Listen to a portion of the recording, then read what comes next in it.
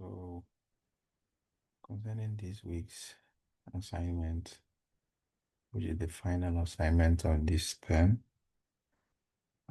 the criteria here is in the rubric talks about the deployment for authentication, API endpoints, testing, data validation, error handling, and individual contribution.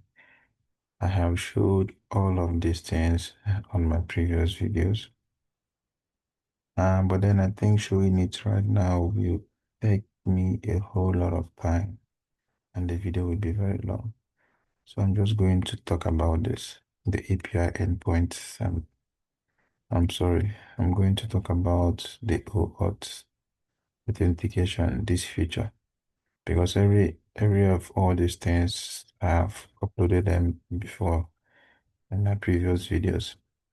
All right, so this is my Swagger.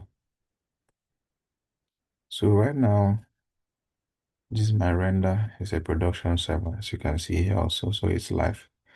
So right now, I have authentication endpoint. I have comments, which is 2. I have projects 3. I have task 4. I have users 5. But I'm mainly using this for collections. So this one is for authentication. So right now, every of my routes is needs authentication for it to work. So as you can see, my comments, the get for my comments when I try it.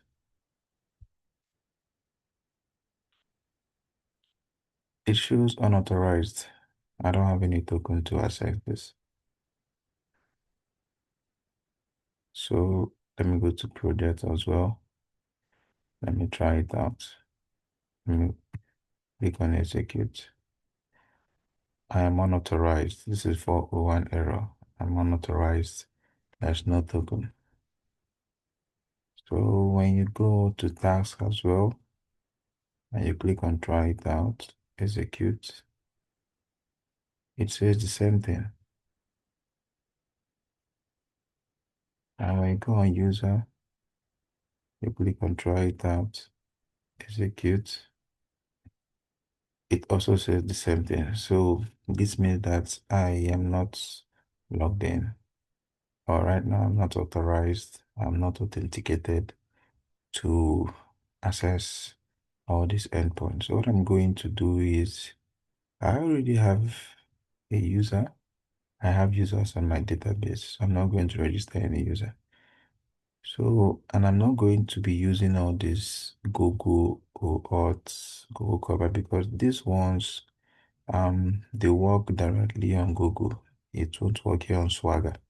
So what I'm going to do is I'm going to log in order for me to have access to this other endpoint. So I click on this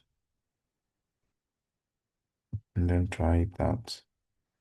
So I have this password here, which I already wrote down on my notes. In my notes, I'm going to just copy it and paste it here.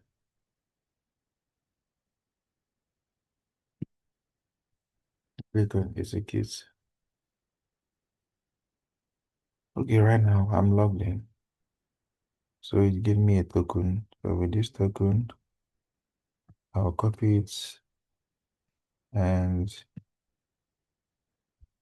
I will paste it so I will be authenticated. Come here, I paste it, click on authorize, and then close. Okay, right now I'm logged in and I received the token, which is going to help me to get access to this other endpoint.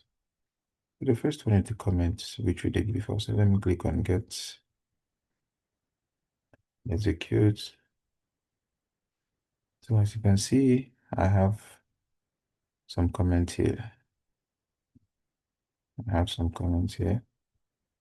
Let me go to projects and click on execute. I have also some projects here. I have a project here. Let me move to task. We can execute. I have also a task here. All these things are responding with 200 response body. And then these users, click on execute. So I have some users here, and it's also 200. So as you can see, all these things, even the puts, even the posts, this put, delete, all of them, they they have protected endpoint. And if I do not log in, I wouldn't have access to them.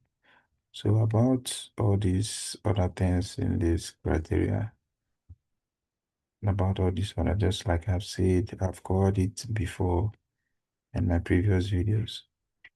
So this is already deploying on a published link, which is on render, and there are no sensitive files. This is the one I just did right now. And this API endpoint gets post, put, delete. You saw it and the last video I made. They are now complete, four of them. The testing also, the last video, it was there. The data validation where it returns 400 or 500, it was there. Error handling also 400 or 500, it was there in my previous video. And I have already remade a documentation about this in my previous videos. So that's it. Thank you very much.